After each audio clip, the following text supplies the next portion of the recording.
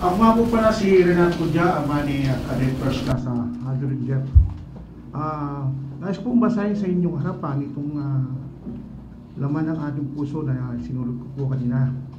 Lubang masakit po para sa amin ang nangyaring ito kay Cadet Aldrin Jeff Cudya.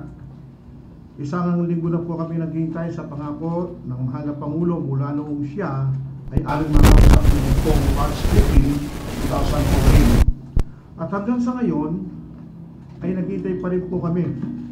Pinagbigyan po namin siya doon sa kanyang kahilingan. Kami po ay nanahimik sa loob ng isang linggo.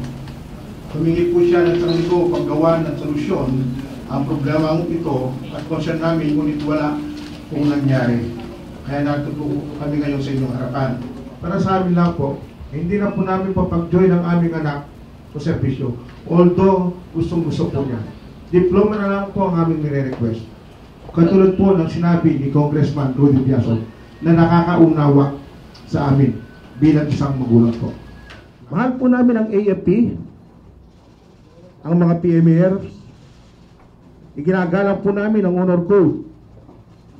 Sana po magsilbing aral ito sa mga sumusunod, sa mga susunod na honor committee na tumayo at panindigan po sila sa katotohanan katulad ng paninindigan ng aming anak sa kanyang ipinaglalaban. Hindi po sinungaling ang aming anak. 18 taon po namin siyang kasama. Hindi po namin nakita yun sa kanya. Kaya masakit po sa amin na siya ay pagbintangan na isang sinungaling. Biktima lamang po siya ng maling proseso at napagkaisahan ng kasama niya. Kaya nawa po, maunawaan po nila kami. Hindi po ako po sa honor. Ito po ay mabuting gabay para sa mga kadete na hubugin sila ng tama at para po sa ikahuhubog ng mabuti nilang katauhan. Dahil sila po ang mga future leaders ng ating bansa. Subalit, ang sistema po ng honor code, yung system po, ay yung nasa likod po nun, ay ang mga kapwa niya kadete. Ang mga kapwa niya kadete ito na nakaupo ay sa obserbasyon ko po, sila po ay nagmalabis sa kanilang katungkulan, sa kanilang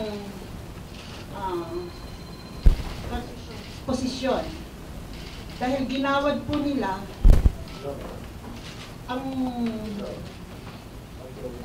ang kanilang verdict sa anak ko nang hindi naaayon sa libro ng hindi nakasulat sa libro ng honor code.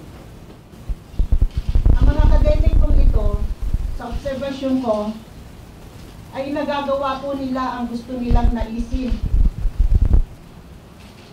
Yung kung kahit wala po sa nakasulat sa honor code, nagagawa po nilang kung ano yung kadeting gusto nilang alisin, ay maaari nilang alisin na kahit hindi naman dapat. Ito po ay ginagawa namin na lumantad upang sa mga susunod pang magiging kadete at nangangarap na kabataan na mag-aral sa akademiya ay hindi na po maging biktima ng maling sistema. Dapat na pong panahon na para isaayos nila ang sistema.